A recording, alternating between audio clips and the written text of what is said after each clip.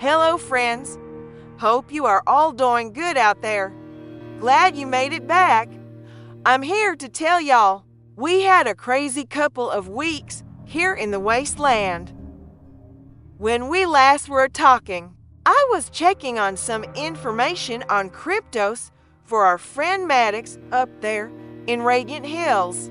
But wouldn't y'all know it, this Pip-Boy started picking up some weird signals from outside the manor.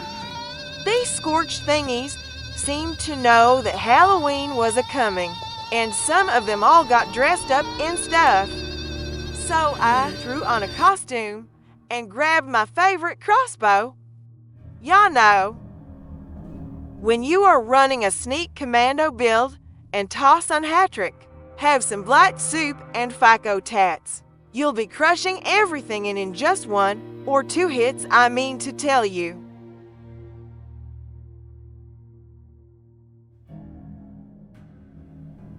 If in full sneak mode, I was a hitting shit for like 2 and 3,000 on the regular when I got that 2.75 damage boost. It is real light on the ammo too. I started with like 50, but in no time had hundreds more. You may notice I am a running explosive frame. I also done put on a 4th perk, Electricians.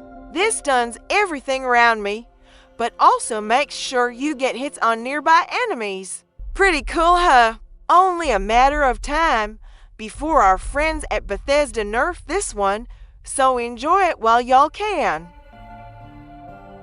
So I took some time from our friends up there in Radiant and killed lots of these spooky scorched things. Had a chance to give away some stuff too, seeing that I didn't run the Halloween mazes much this year. But check out some of these VATS crit shot numbers, y'all.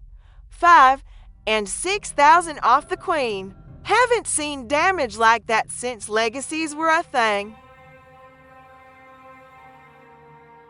Don't get me wrong, reloads are glitchy and slow, but you do get a pop from Electricians every time you reload, so it pays off in the long run.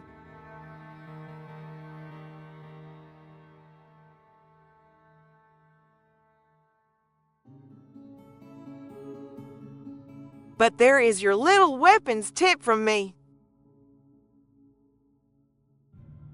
If you can put up with glitchy and slow reloads, try this one out.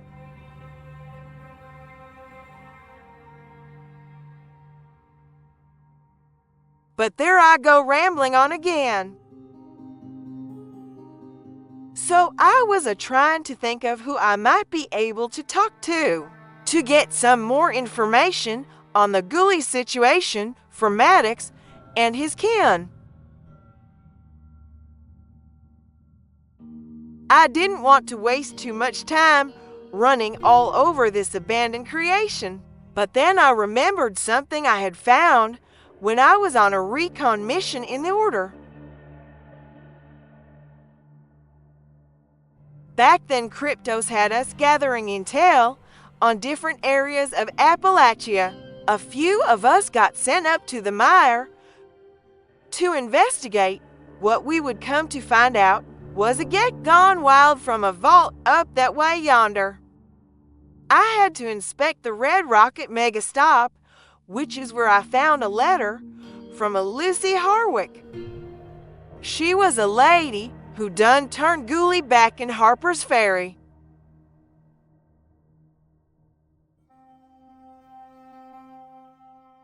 Her letter done read,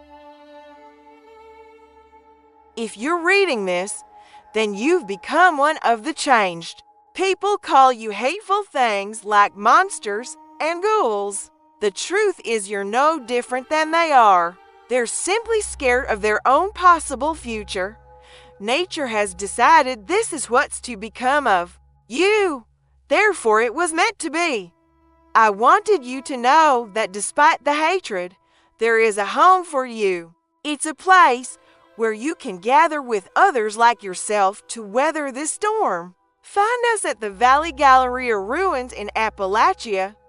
We promise to welcome you with open arms, and more importantly, open hearts. Lucy Harwick.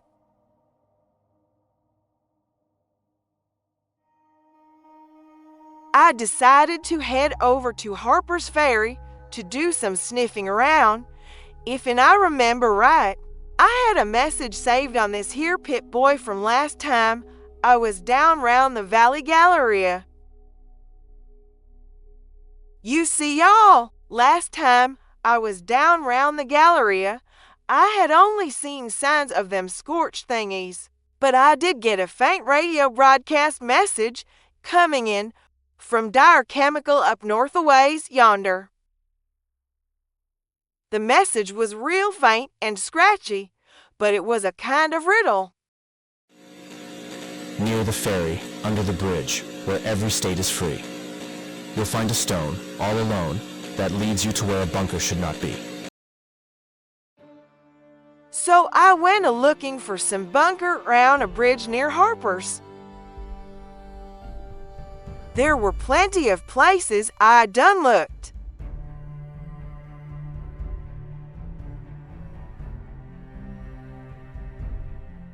Being real careful like, I checked around a few of the bridges near Harper's. There were always weird mutated creatures and whatnot round these parts, so I had to be extra careful. I done narrowed it down to a few bridges where a stone should not be, unless they meant the water or something. But this here Pip-Boy picked up so radio signals coming from deep inside this here bridge. It took some doing and a lot of time, but eventually I spotted a quick sparkle out of the corner of my ghouly eye.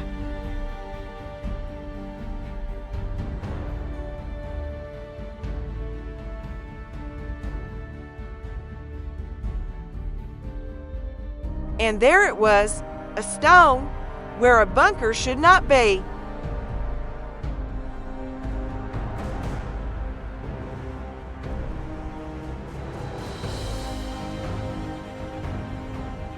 It was so perfectly hidden, no wonder no one in the Free States, Harper's Ferry, or on my casual teams could ever spot this one.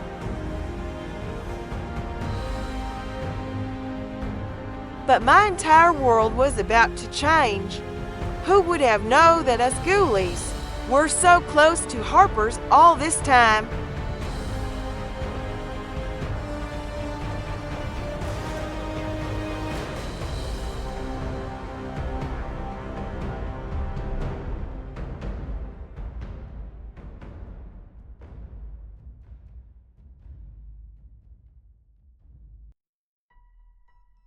Once inside, I couldn't believe my eyes, or shoot this in third, 'cause it glitches out. Dottie was a ghoulie, just like us. She was done born before the Great War, and when the bombs fell, her parents took her to a bunker under their house where she grew up, and spent a majority of her young life. That sounds familiar too. Dottie, whose real name is Dorothy, is a conspiracy theorist. She learned many of her conspiracy theories from her parents, which seems to be where the basis of her beliefs began. Dottie went on to tell me that when Lucy fled to the Galleria and Daniel Whitby was exiled after quarantine, several of them, their ghoulies, built this here bunker in top secret, right under them their Free Staters' noses.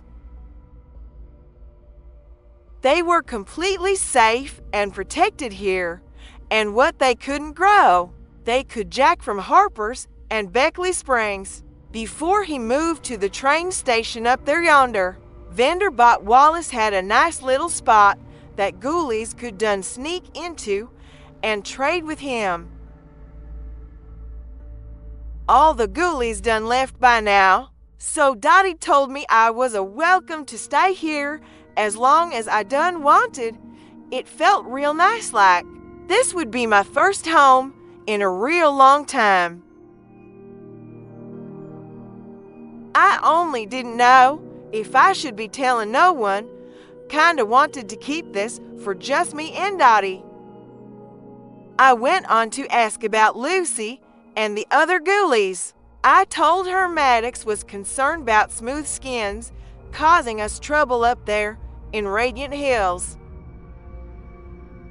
Dottie went on to tell me that a man named Duncan McCann had lost his entire family to a pack of feral ghouls.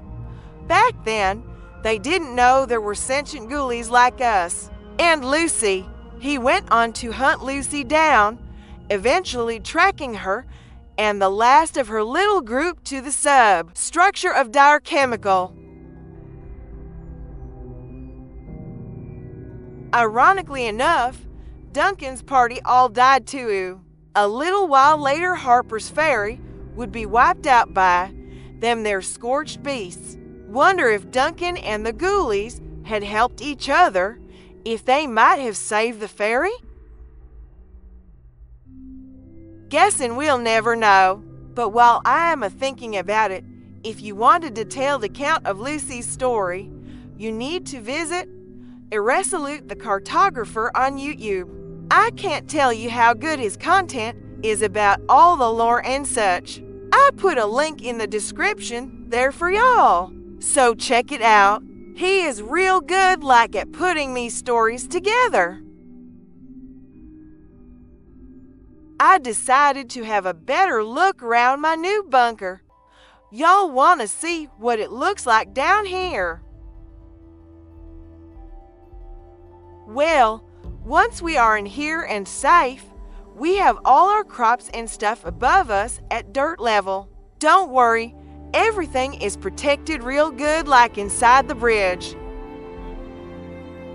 Dottie was real good about putting plenty of collectors up around this here bunker. We also have plenty of workbenches and special stations all around. Guessing the same for y'all is the hardest thing is done, running out of space. When making up new camp ideas, this was the same. It done took a while to get everything placed just right in here, so it was functional, yet perfectly hidden. We made it 3 levels just because it fit real nice, like together and all. But I seldom get to show y'all some of these hidden camps I done come up with. Don't worry, I made y'all a few more for our story here we will bring in as we get going.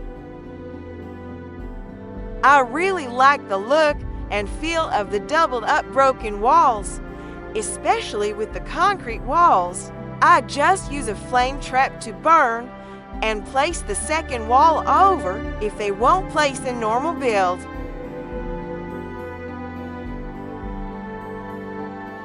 The gates and raider walls add real nice texture when placed into the walls too. Gives it a strong survival bunker scavenger feel to it.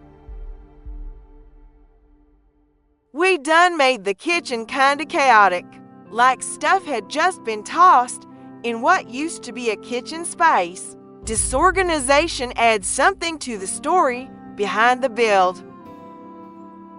Wishing I done had more room. Could decorate this little area so much mo better.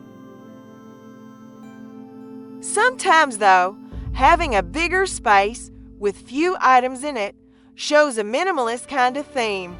I don't mean where the building is 90% of the build, with a few things along the walls, but this kinda has S-quarters feel to it.